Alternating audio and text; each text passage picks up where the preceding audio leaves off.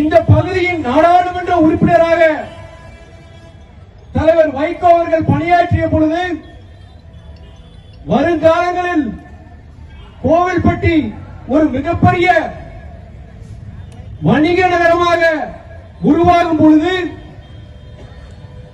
அதனால் ஏற்படும் போக்குவரத்து நெரிசலால் நகரத்து மக்கள் அவதிப்படுவார்கள் என்று ஒரு தீர்க்கதரிசி போல கணித்து 20 வருடங்களுக்கு முன்பே இந்த நகரத்திற்கு 3 மேம்பாலங்களை கொண்டு வந்தார்.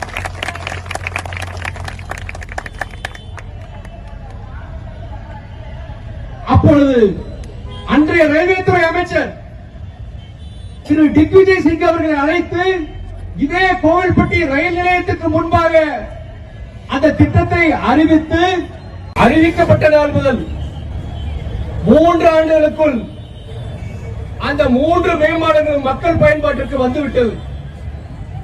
அந்த 3 மேம்பாலங்கள் மட்டுமல்ல, 50 வருடங்களாக கிடப்பில் போடப்பட்ட திட்டம்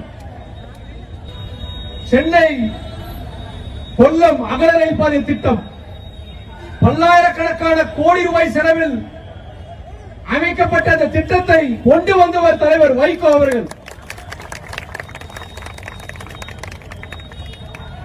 இன்றைக்கு சென்னையிலிருந்து மதுரை வழியாக விருதுநகர், சிவகாசி, ராஜபாளையம், தென்காசி வழியாக குயிலாம் செல்கின்ற ரயில்கள் மூலம் தினந்தோறும் மதுரையிலிருந்து விருதுநகர், சிவகாசி வரை, செங்கோட்டை வரை செல்லும் பேசஞ்சர் ரயில்கள் மூலம் பல்லாயிரக்கணக்கான மக்கள் பயணிக்கிறார்கள், பயனடைகிறார்கள்.